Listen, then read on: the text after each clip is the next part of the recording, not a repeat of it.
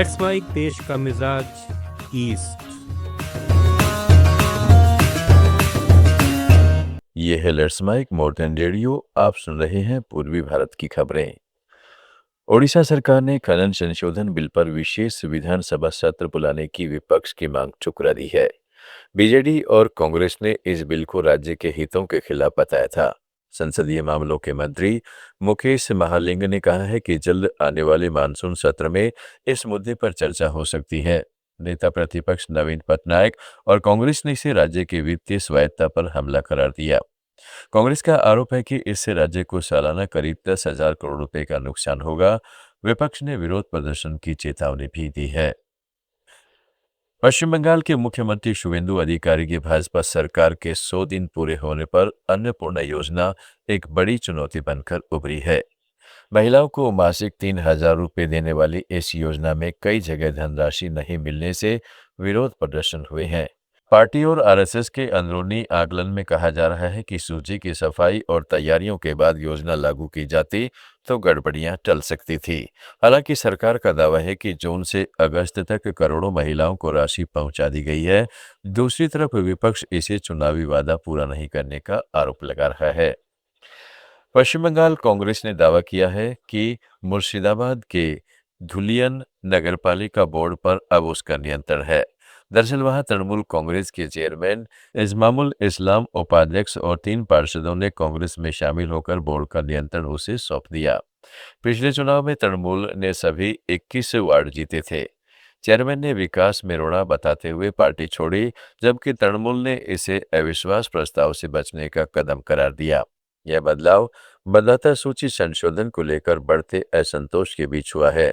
छत्तीसगढ़ के राजनंद गांव में एक होटल के पास तेज रफ्तार ट्रक सड़क पर बैठे मवेशियों के झुंड से टकरा गया।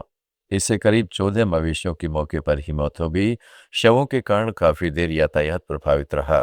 हादसे के बाद स्थानीय लोगों ने नगर निगम और काऊ कैचर टीम के रवैये पर सवाल उठाए।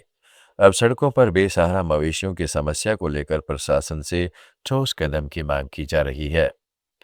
छत्तीसगढ़ के बिलासपुर में महापुरुषों और महान विभूतियों की प्रतिमाओं की देखरेख को लेकर नगरीय निकायों को नए निर्देश दिए गए हैं। अब हर प्रतिमा की नियमित जांच होगी और उसकी सफाई, धुलाई, पेंटिंग और जरूरत के मुताबिक मरम्मत कराई जाएगी।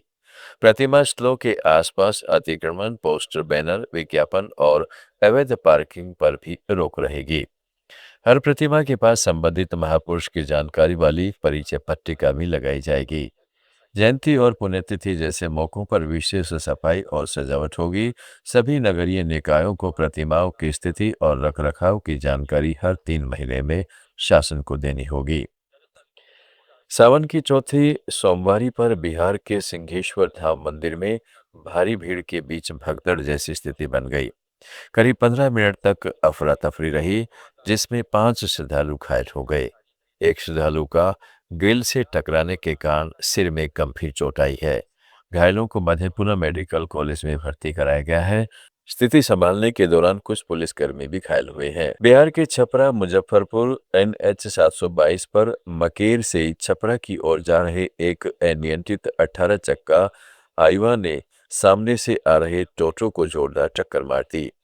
हादसे में टोटो सवार एक ही परिवार के 3 लोग और एक साइकिल सवार समेत 4 लोगों की मौत हो गई, जबकि टोटो चालक समेत 3 लोग गंभीर रूप से घायल हुए हैं। घायलों को मकेर के सामुदायिक स्वास्थ्य केंद्र में भर्ती कराया गया है। बताया जा रहा है कि परिवार इलाज के बाद गड़खा से लौट रहा था। टक्कर के दौरान हाईवा ने 11,000 वोल्ट के बिजली पोल को भी तोड़ दिया। हादसे के बाद हाईवा चालक वाहन छोड़कर फरार हो गया। रांची के सेंट्रल यूनिवर्सिटी झारखंड में मेस शुल्क बढ़ाने को लेकर छात्रों और प्रबंधन के बीच विवाद हो गया। छात्रों ने मुख्य गेट पर धरना देकर पुरानी दर पर भोजन देने की मांग की।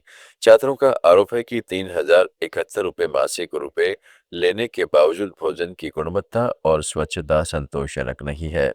2 छात्र भूख हड़ताल पर भी बैठे हैं। छात्रों ने टोकन सिस्टम, बेहतर भोजन और मेस व्यवस्था में पारदर्शिता समेत 7 मांगे रखी हैं। बिहार, पश्चिम बंगाल, उड़ीसा, झारखंड और छत्तीसगढ़ की ताज़ा खबरों के इस बुलेटिन को रोजाना सुनने के लिए डाउनलोड करें लेट्स माइक ऐप। जुड़े रहिए लेट्स माइक के साथ।